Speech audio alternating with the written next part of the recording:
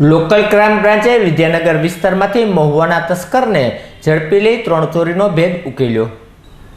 Local crime બ્રાન્ચની ટીમને બાતમી મળી હતી કે મહુવામાં ઘરફોડ ચોરીમાં અગાઉ ઝડપાયેલ મુકેશ રાઠોડ નામનો વ્યક્તિ હાલ મોંઘીદાટ કારની અંદર ઘરફોડ ચોરીને અંજામ આપી રહ્યો છે અને હાલ અત્યારે તે વિદ્યાનગરમાં ઊભો છે। જે બાતમીના આધારે એલસીબીની ટીમે દોડી જઈ મુકેશ રાઠોડની અટકાયત કરતા તેની પાસેથી સોના ચાંદીના ઘરેણાં અને રોકડ મળી આવતા પોલીસે પૂછપરછ કરતા આ મુકેશ ઉર્ફે રોક કન્યાલાલ રાઠોડે ભાવનગરના કાળિયાબીડ વિસ્તાર અને ટોપ 3 પાસેના રહેણાંકને નિશાન બનાવ્યા હતા। આમ કુલ 3 ચોરી કરી હોવાની કબૂલાત આપતા પોલીસે તેની ધોરણસરની અટકાયત કરી કાર્યવાહી હાથ ધરી હતી।